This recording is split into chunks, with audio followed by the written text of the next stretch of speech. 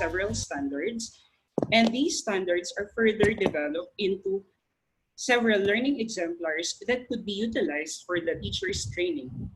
At the end of the study, we aim to develop curriculum that would actually help facilitate seamless teaching of science investigation. We have developed 40 different learning constructs towards science investigation, and these are classified as science attitude, basic science process skills, integrated science process skills, scientific method, the nature of science, research process skills, research design, data processing, methods of research, and research congress. For this presentation, allow me to focus your attention to the first 4 fundamental concepts of science processes, which are the attitude, the integrated and the basic processes, and the scientific method.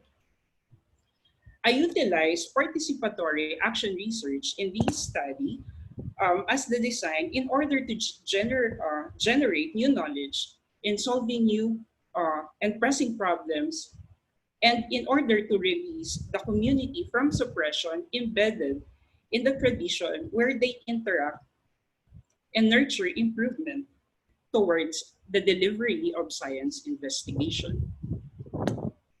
Participatory action research covers participation or the life and democracy, action or the engagement with experience and history, and research or the soundness of thought and the growth of knowledge.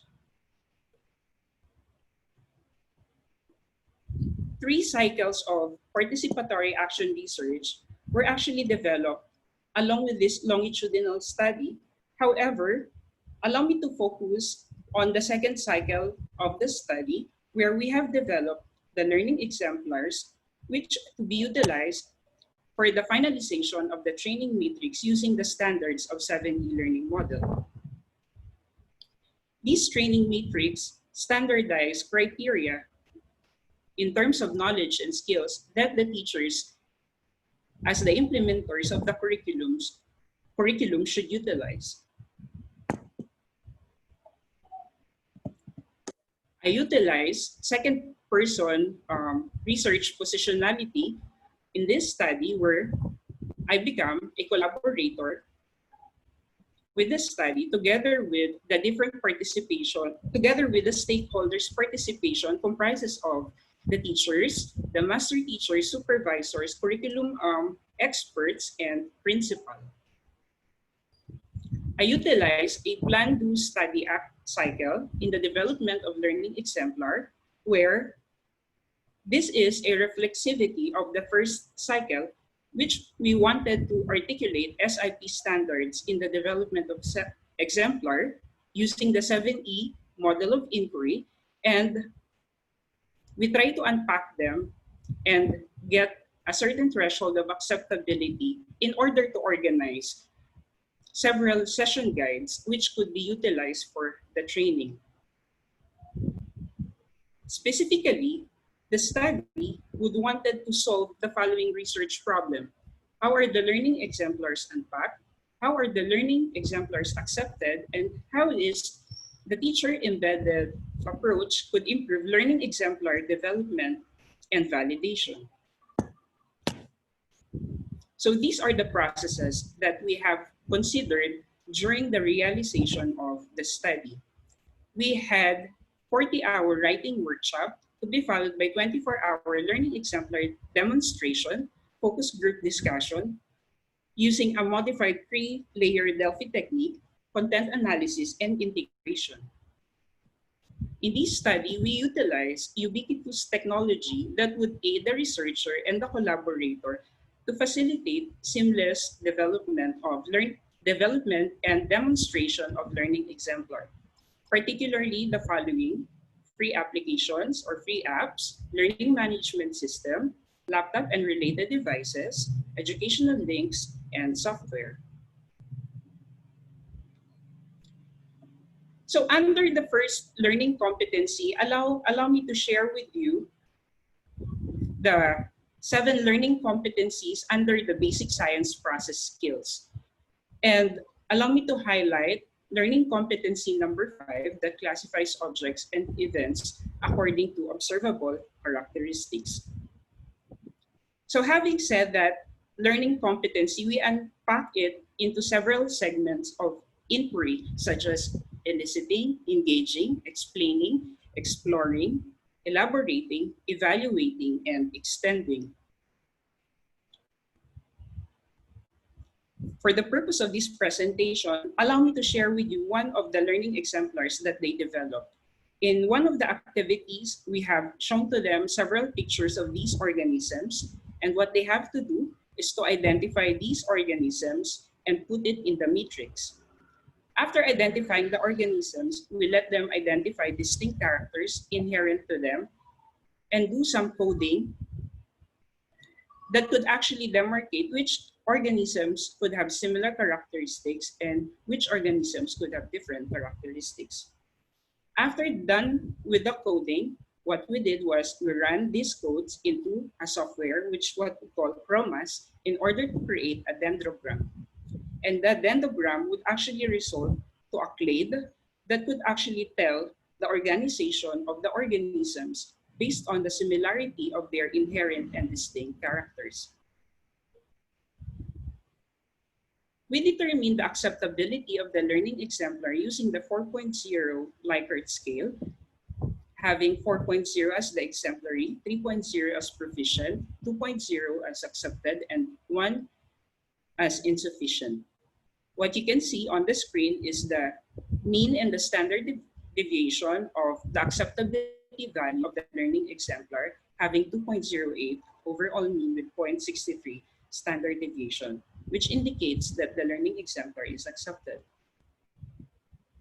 We further identify the quality of learning exemplar based on the first parameter, which is the organization and sense making. You notice that in the first parameter, the learning exemplar revealed that except for motivating opening, all standards were satisfied, including clear objective setting, meaningful processing, appropriate valuing, and adequate synthesis and explicit closure. We try to gather the voice of the participants and we cluster them as participants and facilitators. Accordingly, the learning exemplars would actually help to introduce terminology, links, experiences to concepts, and facilitate reflections.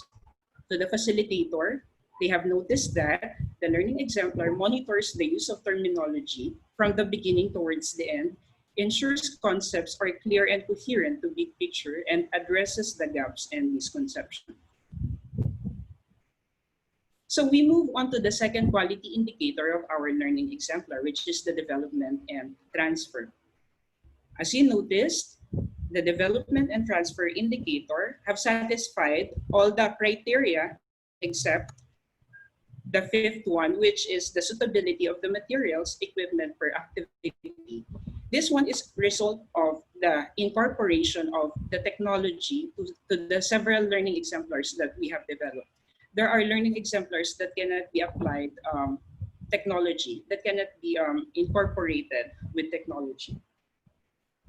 However, it's interesting that despite that participants would have insufficient appreciation in terms of the second criteria, they notice that the learning exemplar has provision for quick recall, ignite inquisitiveness, and can offer opportunity to new learning. Facilitator mentioned that it extracts or draws new attention as the segment of the inquiry moves on from the small level to the higher level. New knowledge is being developed and assisting in transferring of knowledge. So the third indicator that we have considered for the learning exemplar is the methods and facilitation. You notice that 3 out of 5 of the indicators observed quality criteria except for well-phrasing questions and well-sequencing questions.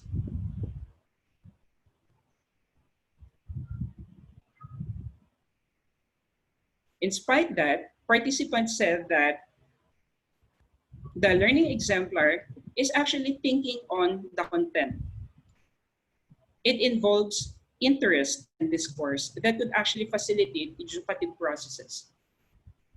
Facilitators noticed that the learning exemplar provides dialogue or conversation, employs varieties of teaching strategies, and reveal the big questions.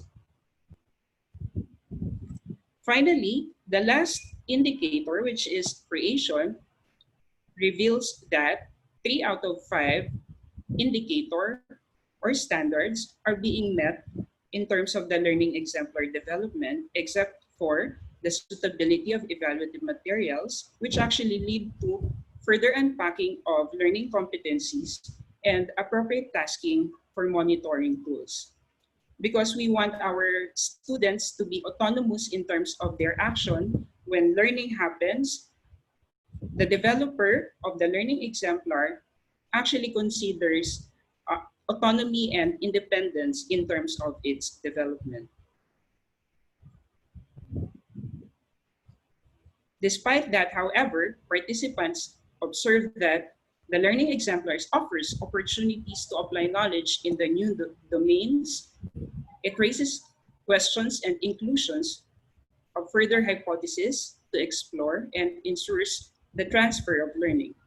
Facilitators observe that the learning exemplar bridges the gaps on the theory and practice, creates more meaningful experiences, and employs real-life application. So after we had conducted the validation and the development, we actually developed a protocol for the focus group discussion, which utilizes a three-layer modified Delphi technique in order to identify and gather feedback on the technology-embedded approach using this process. So the first feedback talks about the empowering platforms. So any learning experience can only be meaningful if it's relevant and authentic. A learning management system allows learners to engage on the hands-on relevant and real-life activities for fulfilling learning experiences. So the learning management system that we utilize is the Google Classroom, and it provides a common collaborative space for content sharing, feedback, and personal interaction. Educational institutions generally struggle with resources constraints with implementing traditional methodologies, but through the learning management system, it can cut down budget and expenses drastically in terms of the utilization of this platform. The second one is the technology embedded approach simplifies learning. A learning management system helps and simplify learning by the fact that it's easy to use and it doesn't require so much expert intervention that makes learning management system a great tool for educators and a powerful learning experience for the students.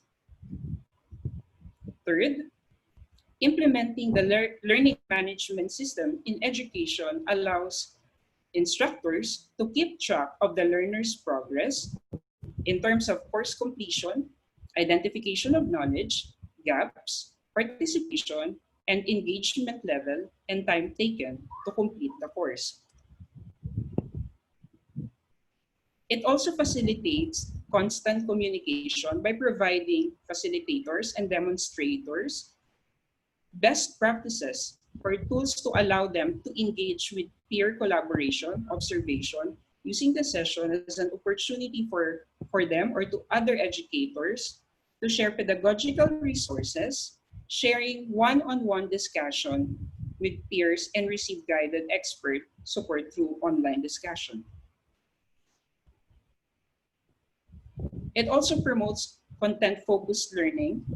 The learning management system and the TEA offers content-focused learning as it gives facilitators and demonstrators, accessing expert advice to relevant content, which is specific to their areas of context. This in turn can have an immediate and valuable impact to the classroom or to the virtual learning. Finally, it offers greater flexibility and space for pedagogical experiment, unlike traditional classroom-based teaching, where instructor follows prescribed approach. Online methods of teaching with the help of the LMS and TEA allow facilitator and demonstrator to experiment with the application of the various learning techniques such as blended learning, flipped learning, social learning, rapid learning, and the like, including storytelling and more, depending on the types of learners that they would consider utilizing this platform. So the TEA or the technology embedded approach in the development of the learning exemplar can be utilized to articulate the educational goals or goals of curricular reforms. It can utilize to facilitate effective and efficient modality to improve one's practice.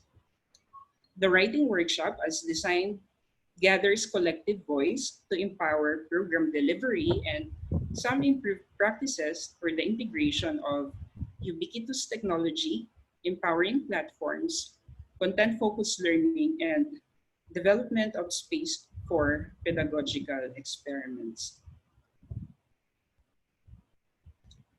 So embracing participatory action research in the development of learning exemplars using technology embedded approach does not improve equality and equity in terms of social construct, but also remove systemic barrier that could actually provide holistic and more meaningful education.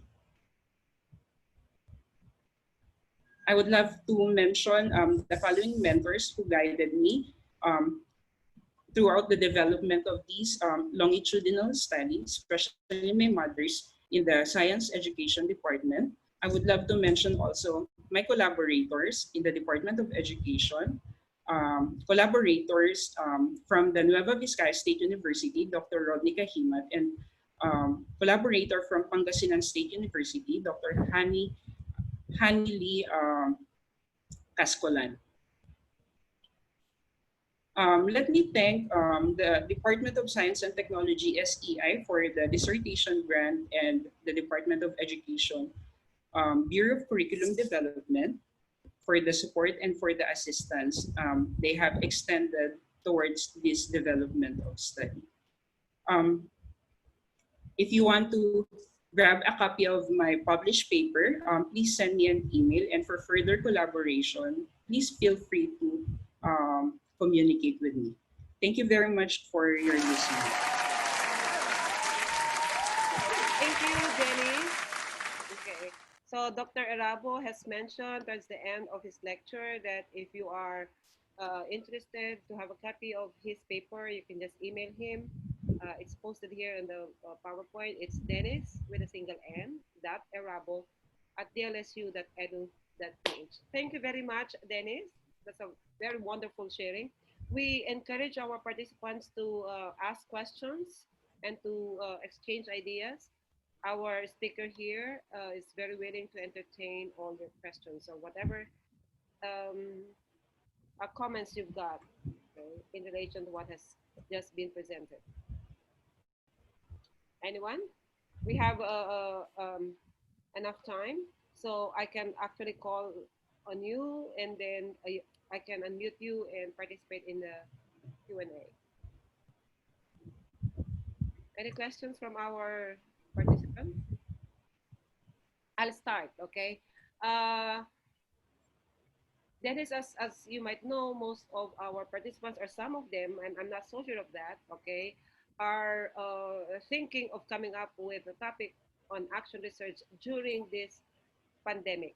Okay, so in relation to what you have just presented, what do you think would be, a topic that our participants can probably start to work on, okay, while they are working from home or while they are teaching online?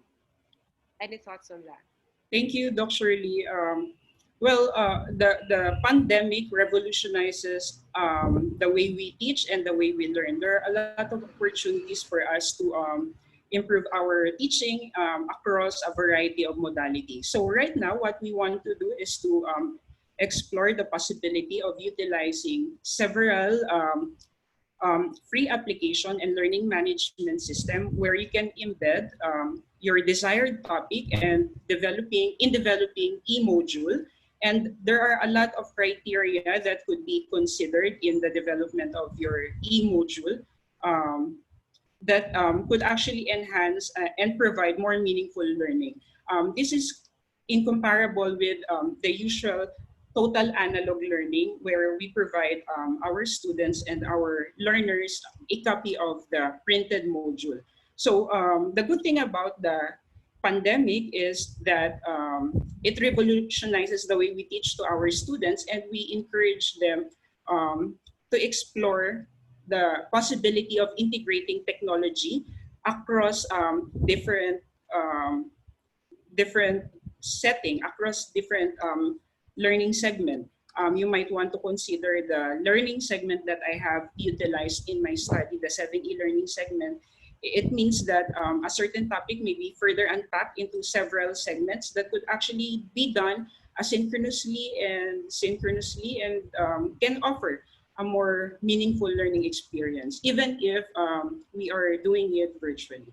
So the good thing is you might want to develop something and then improve it.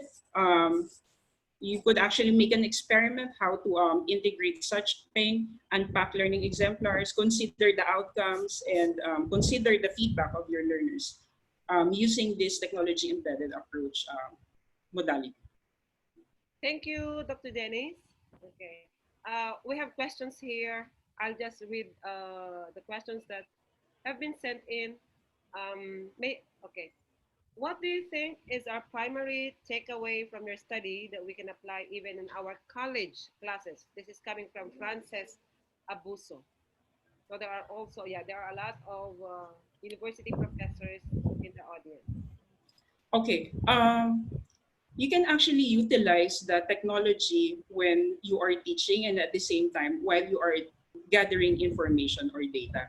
First, when you utilize technology in terms of teaching through the module, you can unpack several learning competencies or learning standards by incorporating several learning activities which are readily available for consumption in the internet. As I have always here to my research advisor, we do not need to reinvent the wheel because there are varieties of instructional materials readily available for consumption that only requires organization and reorientation of the learning competencies that we want to hit on for a specific learning experience or domain.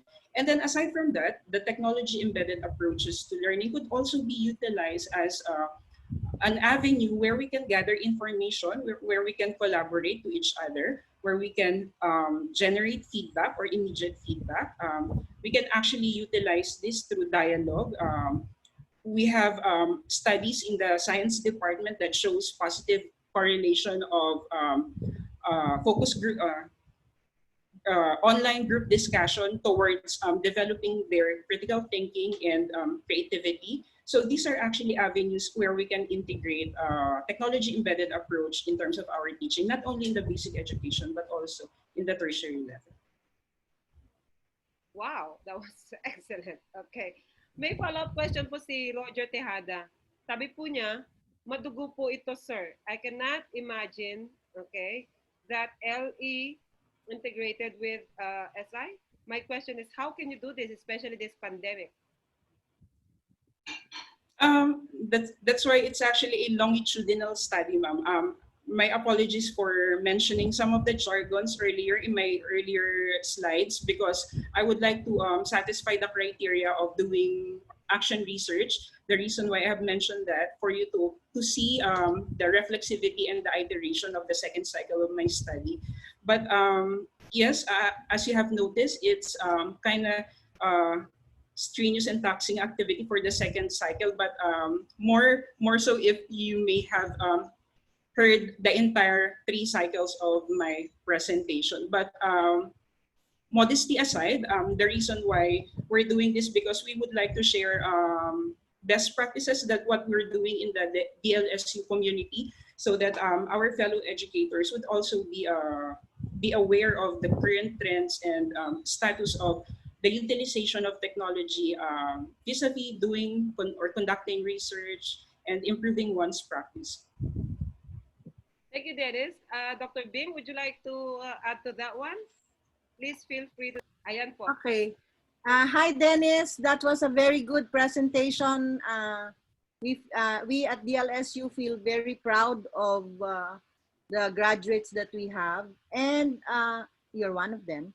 So my question is more of, maybe because of lack of time, you did not emphasize, but maybe you can share with us the reasons or the plausible explanations for the voices of the participants that you have shared.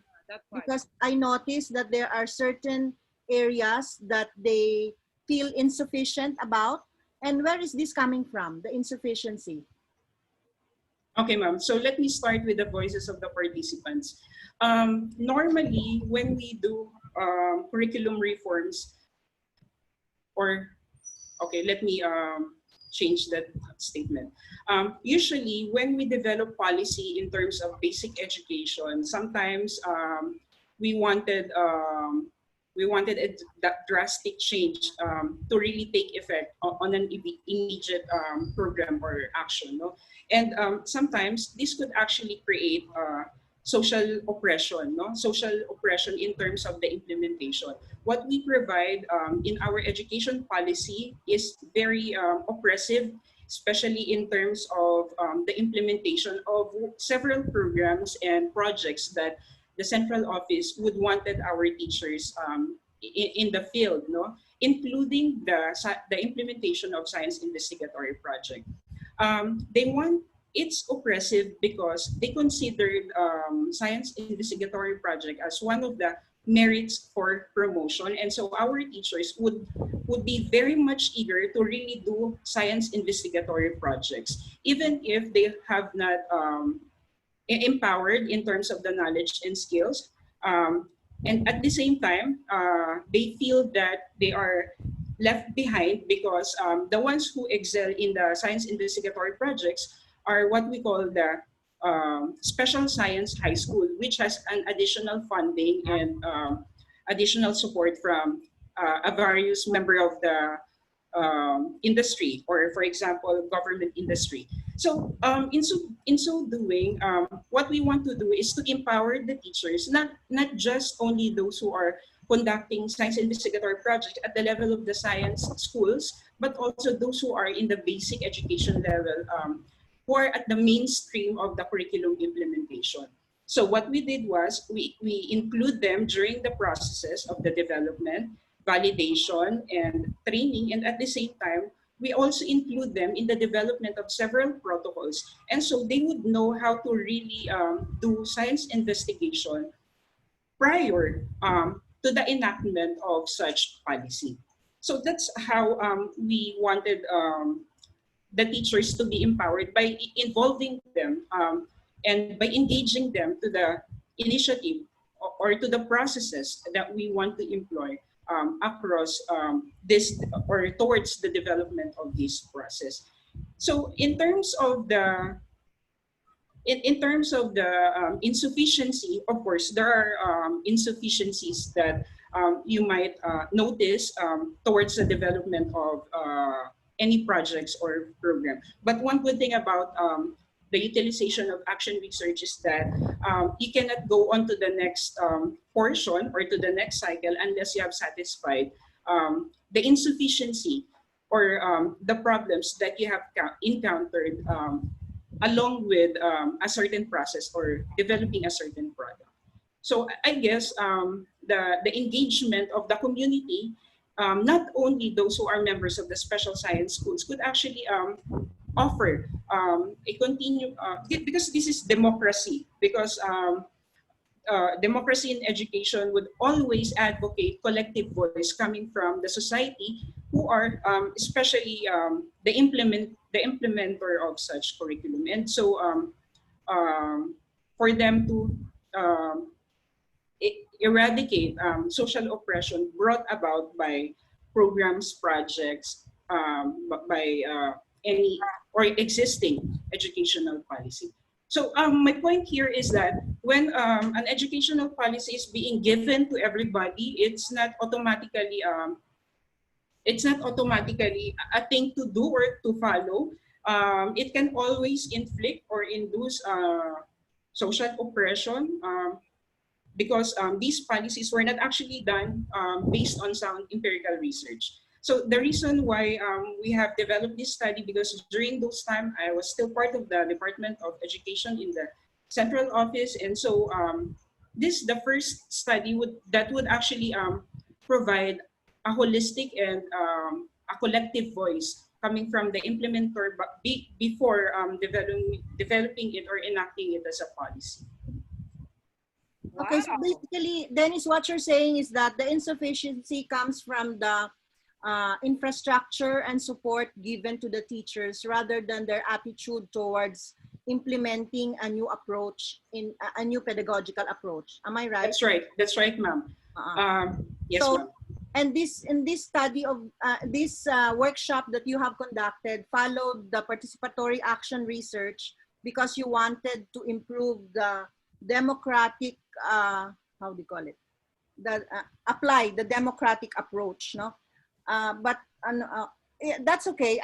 Because you were listening to the voices of the participants, I think that was participatory. But if you really look at the participatory action research tenets, you will understand that from the planning stage, they should have been already involved, no? So I also looked at yung we conducted needs analysis, right? But prior to needs analysis, your office, the curriculum division from DepEd, has already decided that the technology, the TEA approach, the TEA will be used. So it kind of lost, in a way, the democratic, the democratic aspect because it was forced on them. Don't you think so? Okay. Well, actually, ma'am, during the focus group discussion, we noticed that some of the students cannot actually, some of the members of the community, the teachers and supervisors cannot actually utilize so much this what we call sophistication in terms of the use of technology because they are not aware of how it is being utilized. So that's why if you might notice, there are areas in terms of the quality indicators that are not really so good in terms of a certain metrics. I understand that it's a thing right now because we are in the pandemic area, but during the time that we have conducted this study, it's sometime in 2017 where the utilization of such technology is not being embraced by the majority. Yes, ma'am. That's why during the finalization of the learning exemplar, the limitations in terms of the criteria and the indicators that developed or that we were heard from the participants were addressed and improved in the finalization of the learning exemplar, including the development of such protocol on how to do, when to do, and why to do such. Thank you, Dennis. Yes. I just Yes, raise those questions so that the participants of this webinar will understand what participatory action research is. And I hope you agree with me that DepEd at that time that you were there, no? DepEd is using the participatory action research approach in implementing reforms. This is a very good undertaking on the part of DepEd. So I'd like to give the others the chance to raise questions. I noticed there are a lot of questions in the chat. Yes, ang dami nating very good. I love this one when participants really throw in questions, and this is what this online series is all about. Okay, so we learn from the interaction and from your questions. Ang dami nito. I mean, Dennis, if you can just check the chat box so that you can choose what questions that have been raised would you like to address. But I'll just Yes, read. ma'am. Okay. Actually, I shortened my presentation so that I could give more time for Q&A portion. Exactly. So this is coming from Ana Mirella Di Maano. Can this research paper be applied to other subjects such as English? Thank you. Okay, yes, ma'am. Anyway, there will be an online lecture series on English. So Dr. Estacia has already agreed. So watch out for that. Please stand by for the announcement. I'll go on, Dennis. Okay, yes, I think it's applicable not only for science, but also across different learning areas. One good thing about this study is we have modeled how to unpack one learning competency, especially that we have relative position in terms of looking at constructs for learning competency. One might see it as a general thing, one might see it as a specific thing, but there are technicalities that could actually be considered in terms of the unpacking of the learning competencies. And so when we unpack learning competency, we might want to consider which pedagogical standards could be more fitting in terms of its unpacking. In my case, one learning competency is unpacked into 7 E segments. And the 7 E segments do not necessarily entail 7 learning competency, but the main learning competency is embedded in the explore phase where the thrust of science inquiry is in there.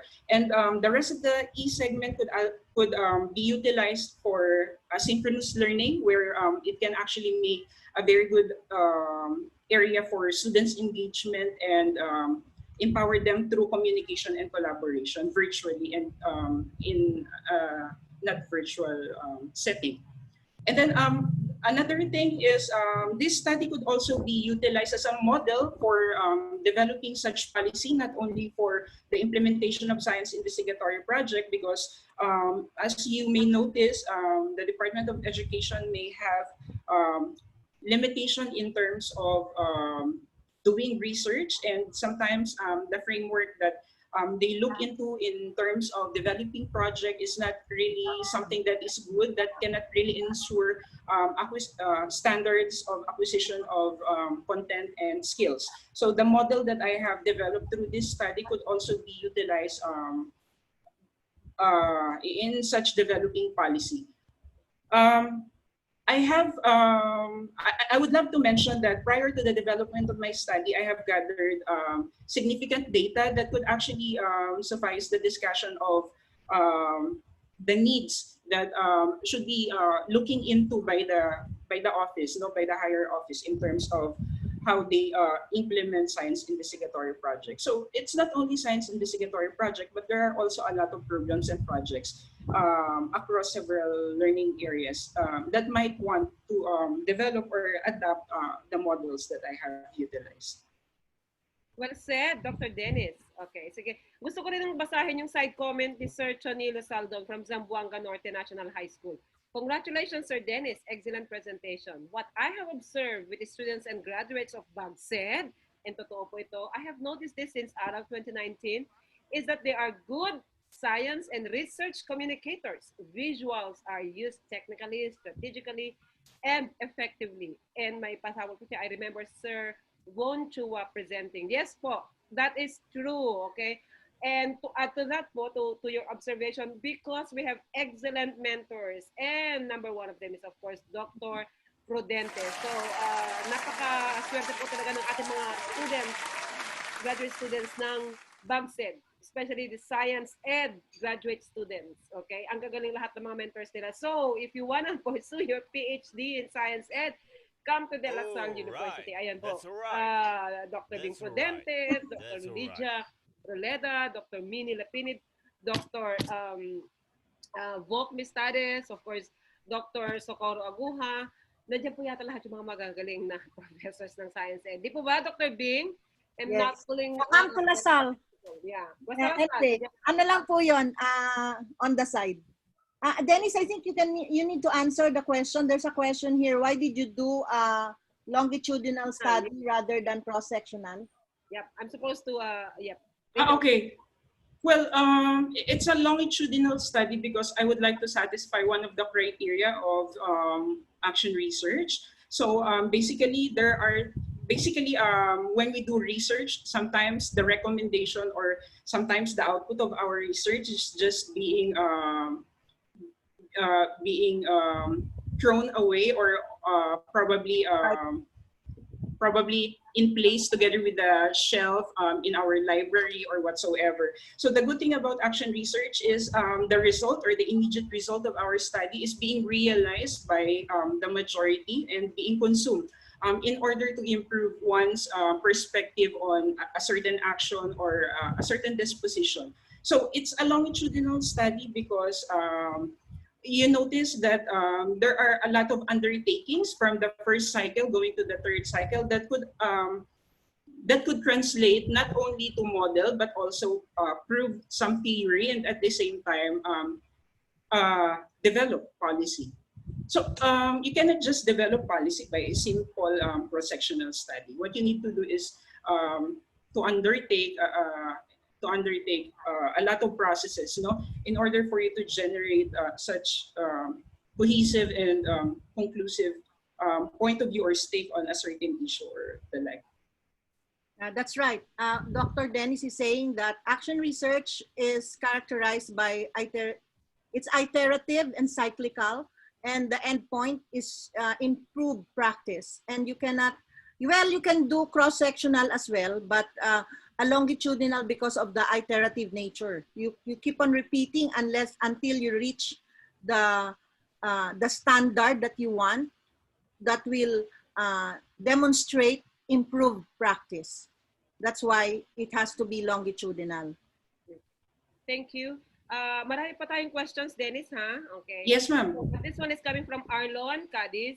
I just want to ask the important features of the developed LE, which can also be applied in the new normal in education, where science teachers will implement the MELCs. What can you suggest as possible way for our teachers to deliver the LCs to their classes utilizing blended learning seamlessly? So, okay. Nababasa mo naman yung sa chat box, ano, Dennis? Opo, yes, ma'am. Okay, yeah. And we have like a series of questions coming from Christian Tan, which we will read next. But for now, it's the question of Arlon Cadiz that we're trying to answer. Okay. Well, actually, the learning competency could be considered as a highlight for the realization of a learning experience, no? And then towards the acquisition of the learning competency, basically there are things that we might develop. For example, the basic process skills and the inquiry process skills. So these are actually intertwined with the learning competency. The learning competency may be presented by the most essential learning competency, as they say, which pragmatically developed for the purpose of a certain instructional material. Apparently, this does not always equated to a more meaningful experiences. So more likely, this most essential learning competency may or should be elucidated further in such a way that there are a lot of sub-experiences or learning experiences, sub-skills that could be enhanced or that could be developed towards it. Because that's how also we develop our lesson, di ba? It's not only we provide the most essential learning competency to our students, but there are other activities that would actually help them to realize the learning competency. Especially that when we are teaching science, inquiry is the most important thing. We wanted to ask them and develop their ability to ask questions, solve problems, to be creative and to be critical. So these are not actually being required by the most essential learning competency, because what the most essential learning competency could offer is just a certain construct should be articulated in a form of instructional materials. And by doing that, we also limit the opportunity that our students could actually get a more meaningful experience through being engaged with several readily available instructional materials. So we can utilize a lot of instructional materials that are being prepared for us. No, these are all readily for consumption. It's just a matter of identification, selection, and probably aligning which part could be utilized for a certain experience. And this does not always apply to science alone. Could also be utilized across several subject areas. Wow, that was brilliant. Sige, ang daming tanong na susunod ha. This is coming from Christine Tan. Okay, let me read the first one. Okay, where to find the FGD protocols or how to create one? Okay.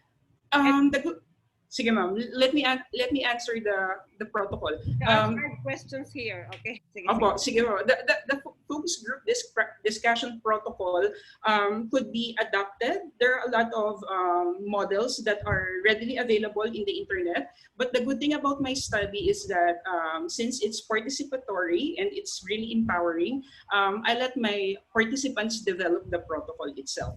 So the protocol is very democratic because they themselves provide provisions or develop provisions that could actually capture collective voice of those participants.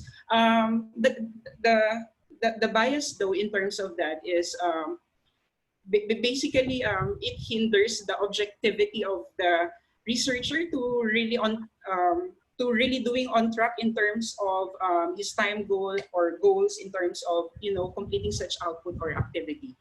But the readily available protocol could be tweaked, could be modified in such a way that it could be more tailor-fitting in terms of the needs of a certain group or community that would be, utilizing such protocol.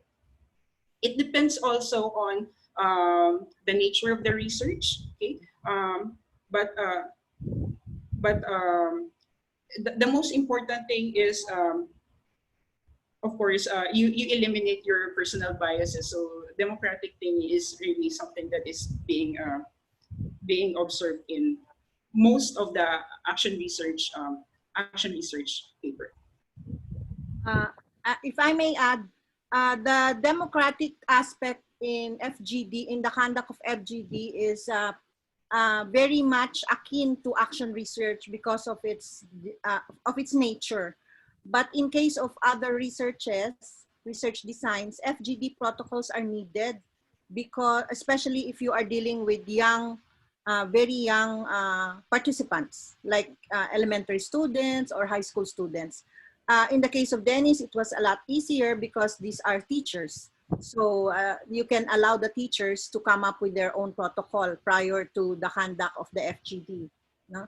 But time is a very important aspect, no, in the conduct of research. So you have to establish certain protocols. So it's easy to find protocols. They are in the web, no? And in most of the methods of research books. Second question, Dennis. Ayan, Dennis, 5 kanya sunod-sunod. Okay, so you might want to just look at them. Second question, what particular tool was used to determine the acceptability of the lesson exemplars? May we ask for the source?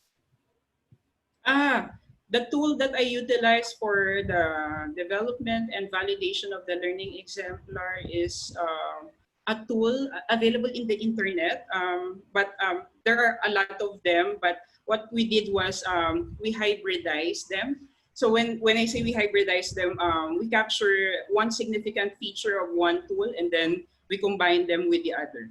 So as mentioned earlier by Dr. Marigar, there are a lot of instruments or materials that you can utilize in the internet.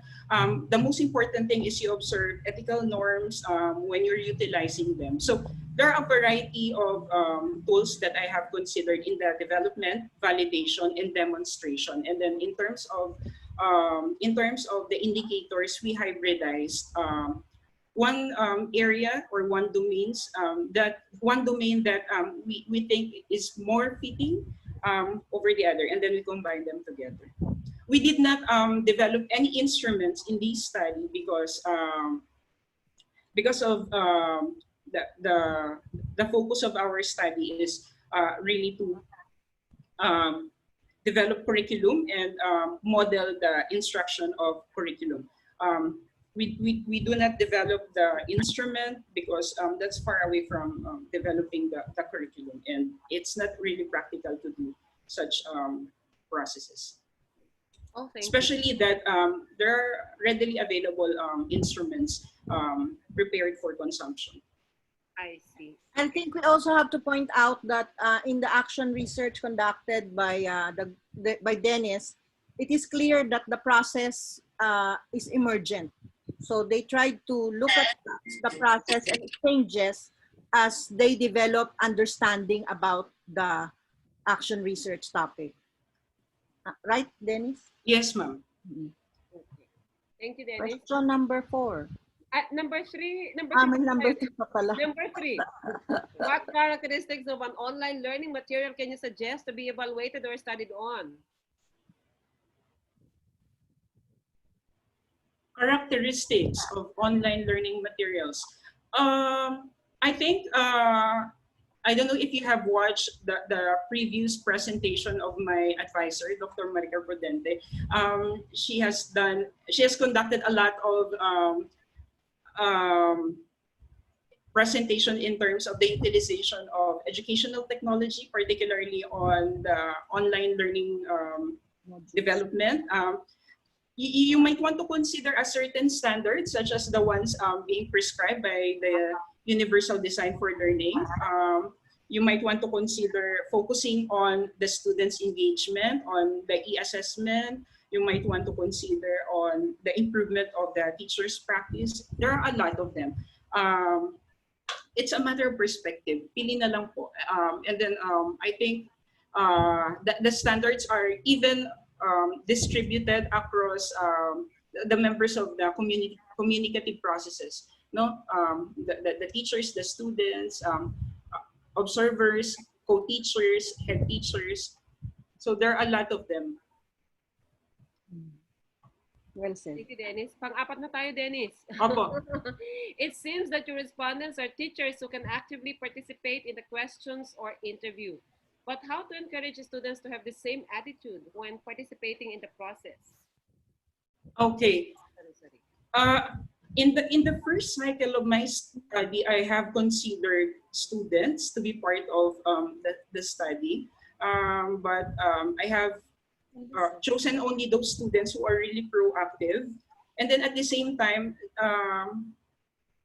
those students who can really provide data or information that could suffice the area of conducting research. For students, it's really critical to really identify them, no? Especially that first, they are minor, second, we need to screen and evaluate the kind of information that they may provide.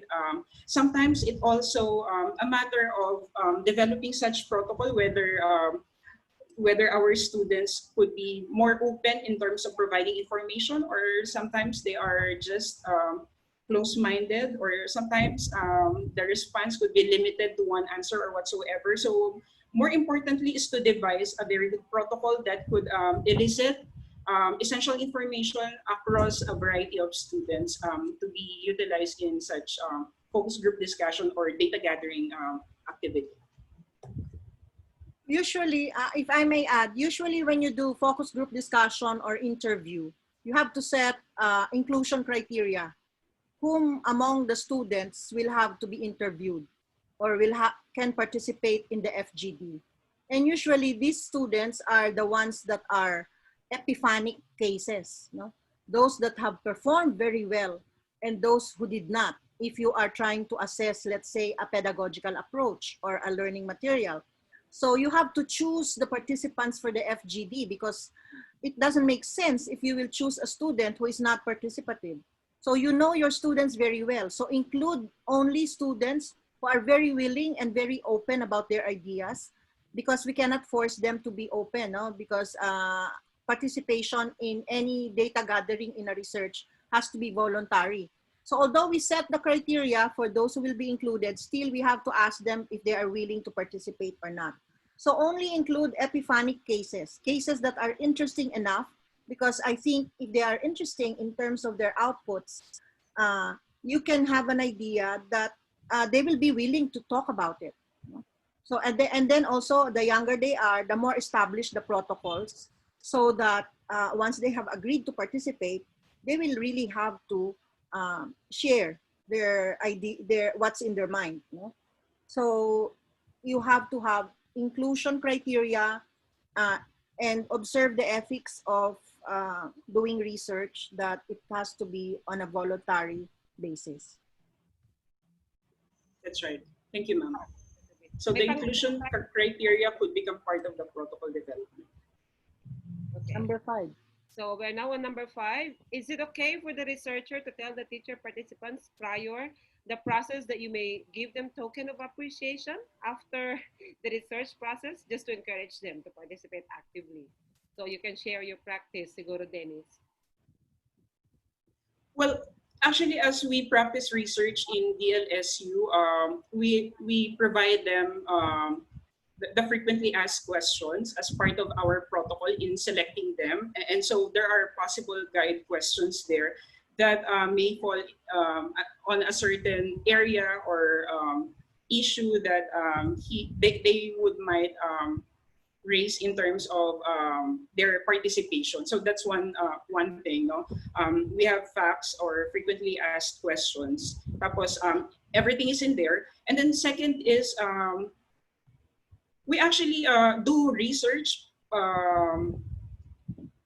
because we want to empower practices. No, I think I don't know if other universities are also doing this, but we really do not provide them any perks in terms of their participation.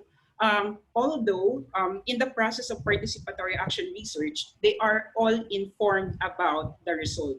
They are all informed about what is written in the manuscript. They are all informed about the biases that the researcher may have considered and may not really be revealed in terms of a certain section or whatsoever.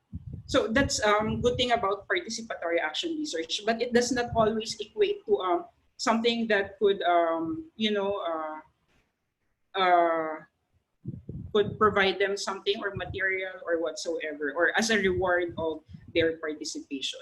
Although as part of research ethics, sometimes we always want to ensure that they would really benefit a lot, no, from the research. So that's why the result of the paper is being given to them.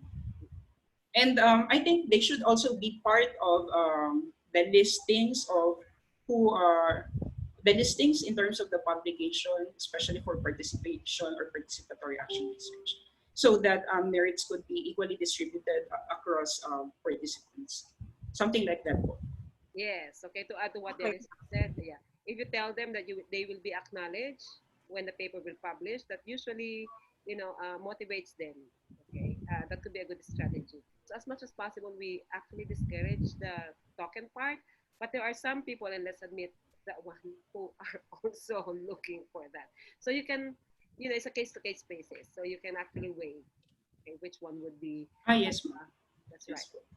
Our practice with the Science Education Department and my personal practice is that tokens of appreciation are just palliative, no? So what we do is that after we have found out the results, we try to help, no, the participants by offering service learning activity that can come in the form of training. So the participants are invited, and those who participated in our earlier research projects are the ones invited. So the ethics of beneficence is there because they also benefit.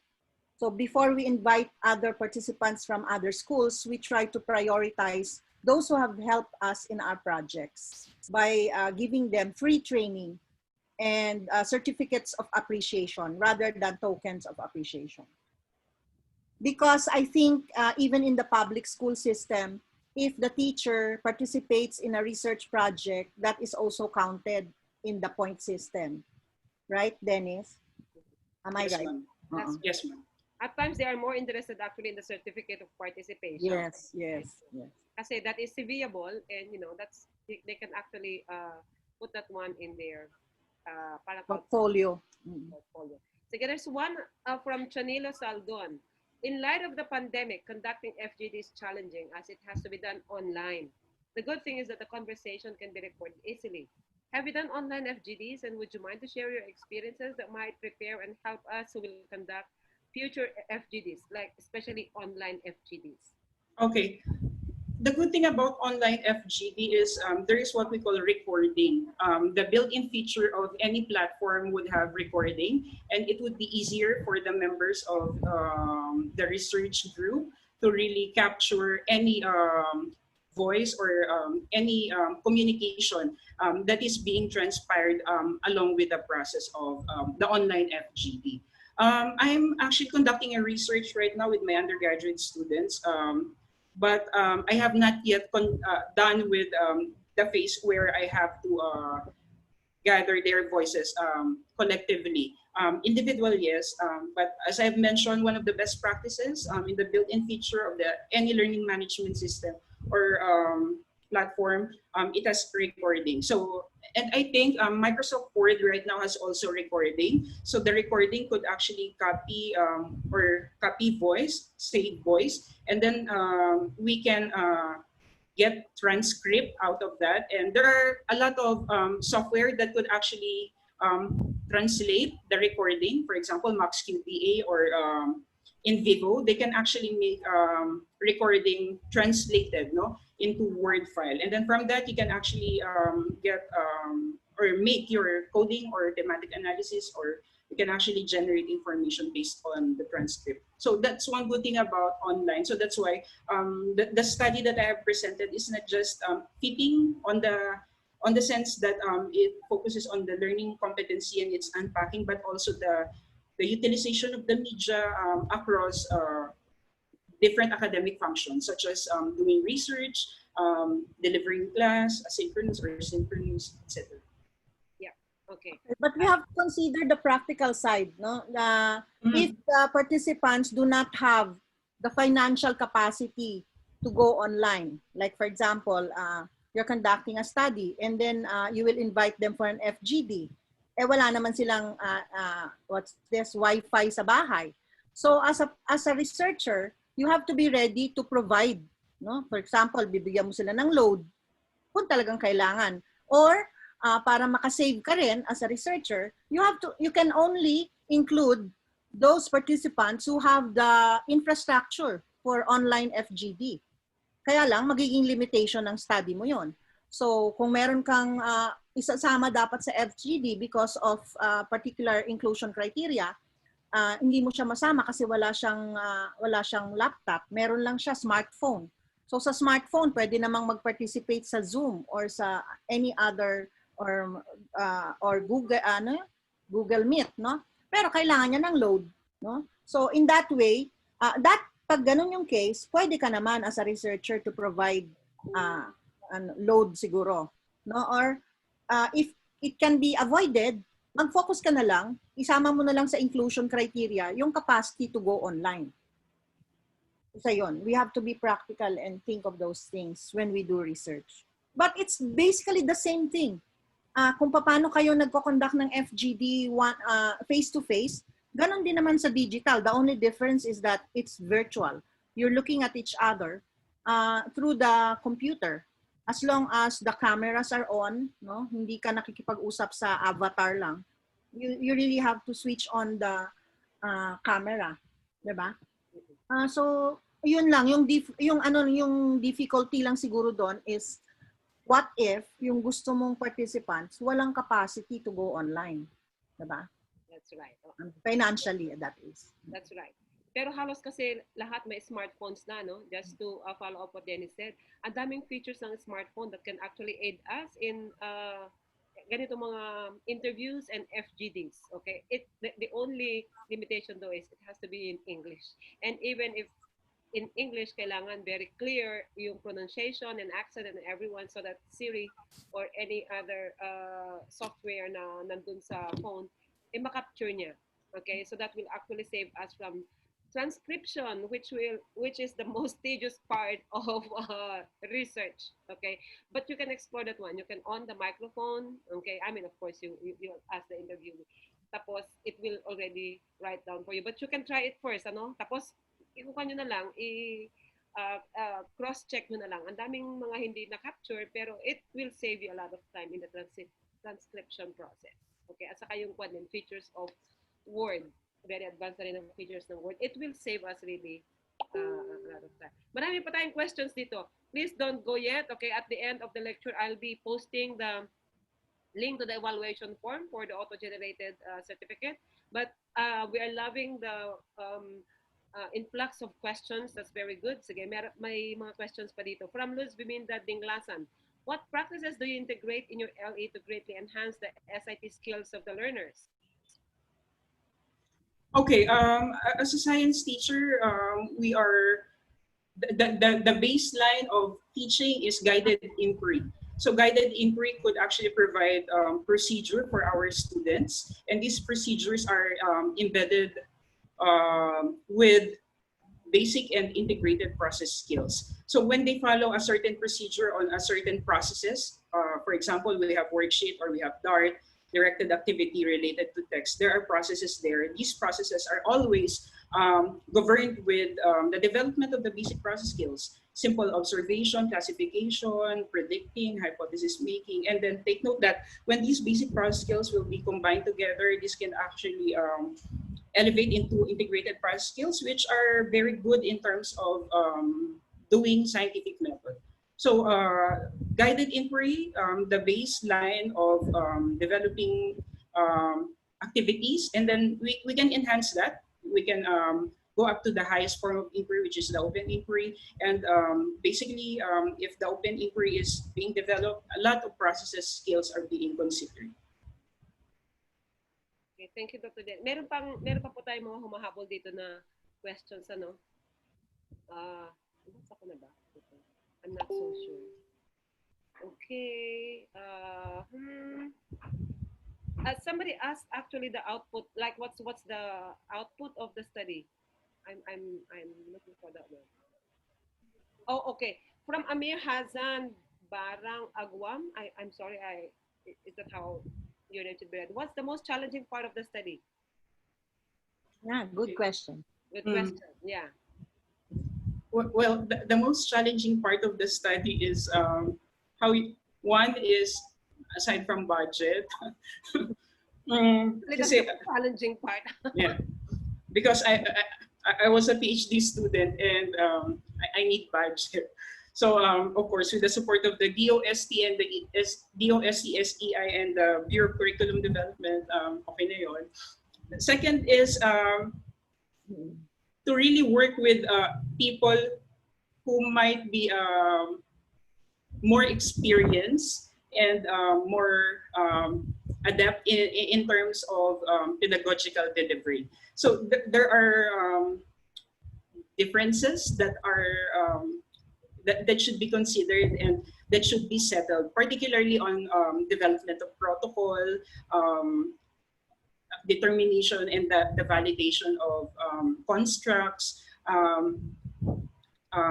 the direction of the study, and how to really respond to some sort of arising concern or issues, considering that they are more adult, second, more experienced, they are more adept in terms of pedagogy, etc., etc. So to harmonize really is one of the most challenging part that I have embraced when I have conducted this study. But the only motivation that I have in mind, despite that there are differences that I need to settle with them, is I want to really contribute something out of conducting this study. It's not just I have developed or cascaded this training or workshop or whatsoever, but more importantly, I want to become a source of inspiration to them and at the same time, I want to capture how democracy could really work in terms of curriculum implementation. So regardless of the differences, regardless of problems in terms of the age, experience, etc., etc., we were able to harmonize and we were able to really come up with a very good output of the study. So I would love to mention that the output of the study is the learning competencies. We developed 40 learning competencies for the junior high school. The paper is on the process for publication. 40 learning competencies would actually allow the teaching of science investigatory project provide a scaffolding in terms of teaching. Okay, scaffolding in terms of teaching would mean that for grade 7 they will just learn the rudiments of the basic and the scientific method processes, and then when they are in grade 8, the skill requirement would be a little demanding, and so they would be able to formulate problems. And then when they are in grade 9, that's the only time that they will do the entire research. They will be exposed to variables and they will be exposed to experiments, protocols, etc., etc. And then when they are in grade 10, that's the only time that they can communicate the research. So by doing this, Science Investigatory Project is empowering. Unlike in the usual norm that science teachers are required to do SIP even if he or she is just handling grade 7, and the idea or the concept is not even covered in the grade 7 discussion. For example, of science, for example, cytotoxicity is not part of grade 7 discussion, but the research paper talks about cytotoxicity. So those are actually some of the things that we wanted to improve on.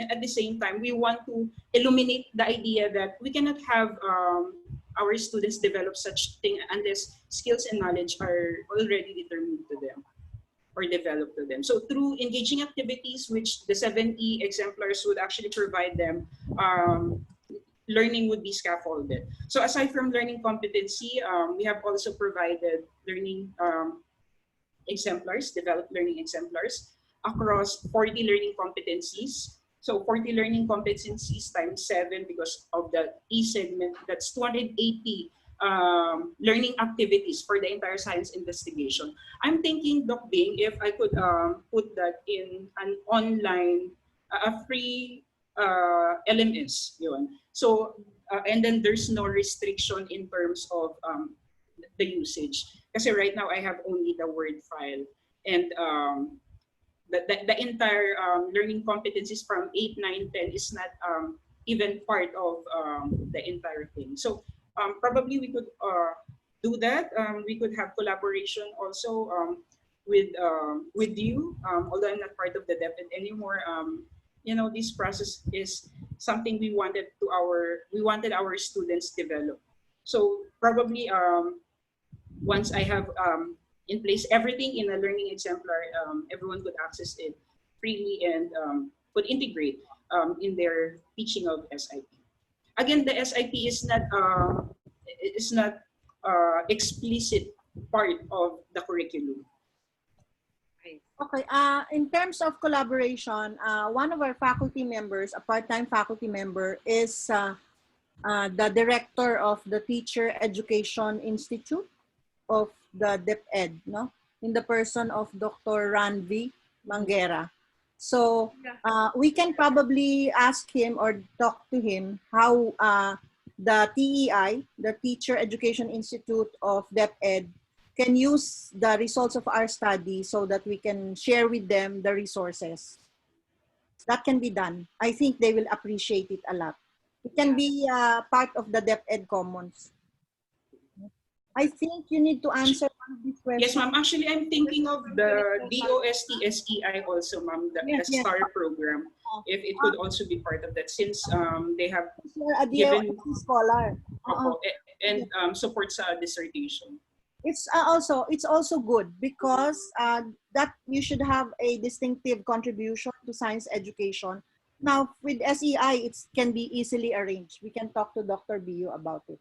And anyway, DOST is also open to the public. So the public school teachers and many other teachers from the private school even can access it also if it's through DOST. Yeah, I think it's better. DOST SEI is better. Let's talk about it, Dennis. But there's a question here about, they want your thoughts about the new MELC for science. Yes, from Chanilo Saldon. Oo.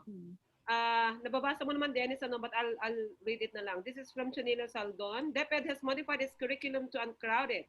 It is now called MELC. One of the criticisms of the LCs, not just in science, but across all subjects, is that each LC is too broad that teachers have to unpack them and then realize that the time intended for a particular LC is unrealistic. Have you investigated the new MELC for science, and can we hear your thoughts about it?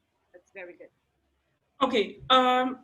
The curriculum is one of the views of a learning competencies or curriculum guide is that it serves or it functions as a policy. And by providing curriculum guides or learning competencies to the teachers, we wanted them to do the delivery of the learning competency, whether there is a person in authority that will monitor them or not. So that's why it functions as policy. You know? The bad thing about curriculum guide is that this is centralized curriculum. So centralized curriculum means that what the central office would actually prescribe um, should be done by those who are teaching it. Okay, so that's why, as I've mentioned earlier, it could be oppressive at times. No, it can induce social oppression. Why? Because there are learning competencies that would require so much time to be realized. There are learning competencies that would require sophisticated laboratory apparatus or technology to be realized. There are learning competencies that would entail a lot of trainings for the teachers to be realized. So basically, that's the weaknesses of the centralized curriculum. And it cannot also capture, because I'm also an advocate of cultural education and inclusivity, it cannot capture local norms within a certain community to work on or to help on or to improve on. No? Now, I think the reason why they have developed the most ano yun, essential learning competency, because for a purpose of for pragmatic purposes of developing instructional material, because during the development of the curriculum in the K-12 program, as much as we want it to do is elucidate learning competency in such a way that it's more it's more absorbable to the students, no?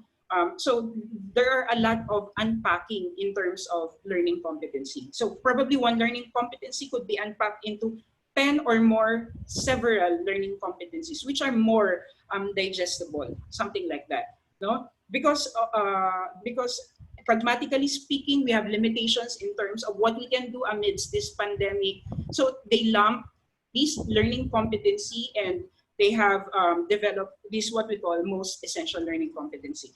And quantity-wise, one learning competency could also equate to one instructional material. So the lesser the learning competency, the lesser the work to do, the lesser the more pragmatic we become in terms of addressing the challenges of the learning competency. Now, it does not end there. As a teachers, educators, we wanted teaching and learning more meaningful to our students. So my suggestion is when you have the learning competency, and since this can be done virtually, I want you to unpack the learning competency into such a way that it could be more digestible and it could be more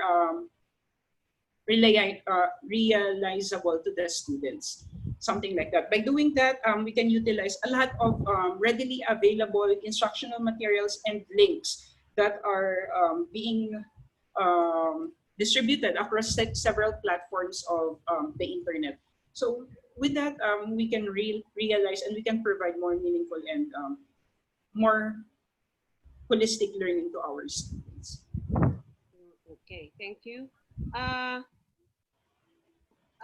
Although I announced this one earlier, Giselle Feb is still asking if they can have a copy of your paper.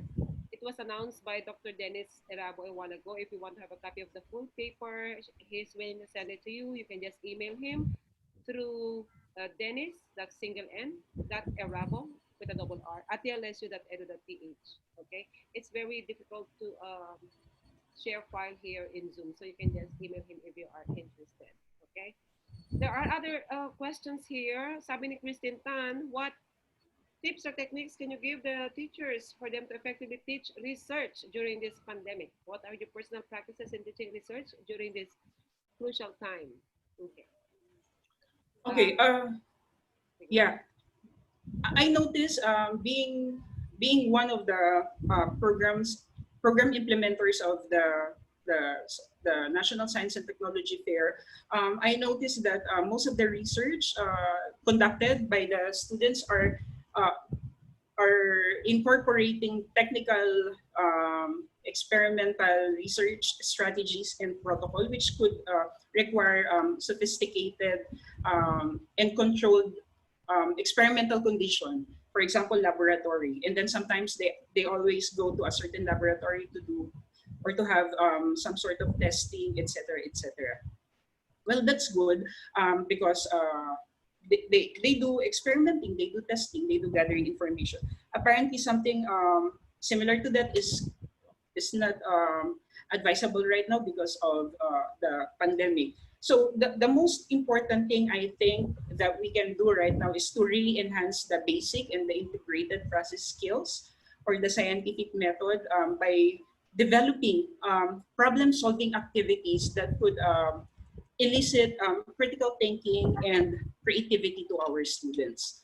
So in the slides that I have presented earlier, I have the facilitator would utilize only 6 pictures, and then the pictures would allow participants to identify the organism. So that's identification, so that's observation. And then after that, identification of inherent or distinct characters. So classification and comparison is being done. And then coding through similarities and differences. And then we can use in silico analysis with the use of several platforms such as Chromas that could make use of codes and could make run of them and develop one holistic picture of what we're implying on. For example, the creation of the dendrogram could actually infer that organisms would be giving rise to a more latent organisms based on the order of the codes that we have developed. So these are actually some research that incorporating in silico analysis that could be very applicable in this time of pandemic. That does not really require developing research in a conditioned environment.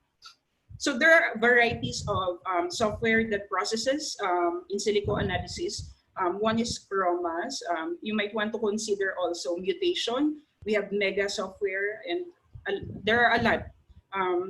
Just be open to just search it in the internet and be open for the possibility of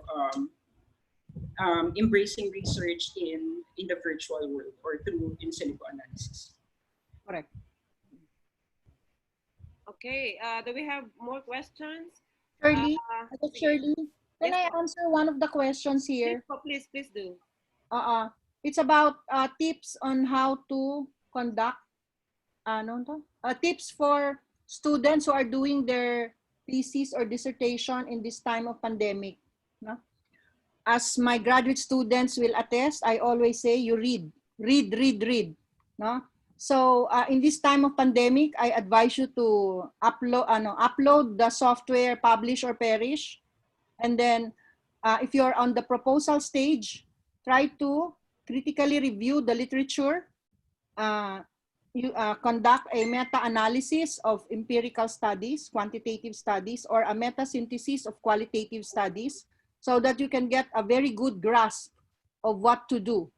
what else to do in the topic that you have chosen. The software that I have mentioned will help you find the literature. No? So kindly download that so it can help you locate the different articles.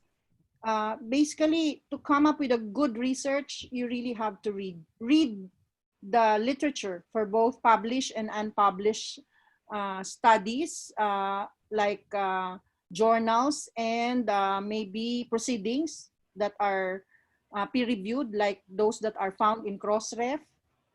So you have to read. That's one. If you have read enough, that will give you an idea of what to propose because you already know the gaps in the literature. For those of you who have already are done with your proposal and are data gathering, you have to be creative because data gathering should now be done online. So those are the things that the digital world can be considered a plus factor rather than a deterrent. So change your approach towards any change or any reform that you're seeing. So if you cannot see your advisor face to face, there's always the conference meetings. Avail of that. And I don't think there's not much to worry about. So just have a more positive attitude. And again, as a newbie in the research world, read. Read. That's the only thing that you can do. All boils down to reading. Totoo po yan. All boils down to critical reading. Reading, yes, that's right. Okay. Ayan po, thank you very much. Okay, napakaganda ng ating exchange of ideas this morning. It's a very productive holiday for all of us. Okay, thank you very much, Dr. Dennis Erabo. This is an excellent presentation. So at this point, I'd like to present the Certificate of Appreciation. Dr. Bing, would you like to read that one? So De La Salle University, Brother Andrew Gonzalez, FSC College of Education, La Sallian Institute for Development and Educational Research, and Action Research, Action Learning, or ARAL, present the Certificate of Appreciation to Dr. Dennis Davy R. Erabo for conducting the DLSU BAGCED Leader ARAL online lecture series entitled Exposition of Improved Practices on Technology-Embedded Approach to Learning Exemplars Demonstration for Science Investigation, held on August 31, 2020, 10 a.m. to 12 noon via Zoom. Signed, Dr. Raymond C. Season, Dean, Dr. Shirley N. Dita, Director of Leader, and yours truly as the Chair of ARAL. Thank you very much, Dr. Erabo, and we hope to hear more research sharing and keep You your... can have the upcoming seminar, Dr. Bing. Yeah. So every Monday, we'll make it a habit. Okay, tune in to our online lecture series. We have another one coming, and this is from Dr. Socorro Aguja. She's going to talk about conducting action research in the now normal, and we'll be talking about the PDSA model. So watch out. That's again next Monday, same time. So Dr. Dennis, thank you again on behalf. Thank you po, Doc Bing, and thank you po, Doc Shirley. Okay. So again, thank you very much, everyone. Thank you so much. Thank you, Dr. Erabo. That was a very excellent presentation.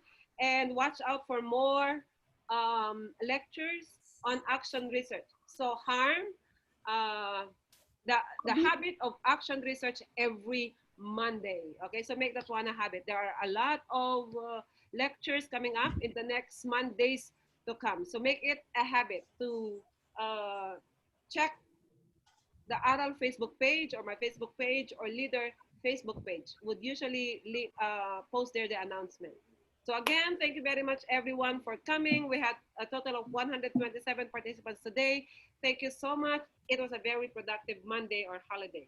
Thank you again, Dr. Dennis, and thank you, Dr. Bing. Thank you. Bye-bye. Bye-bye, everyone.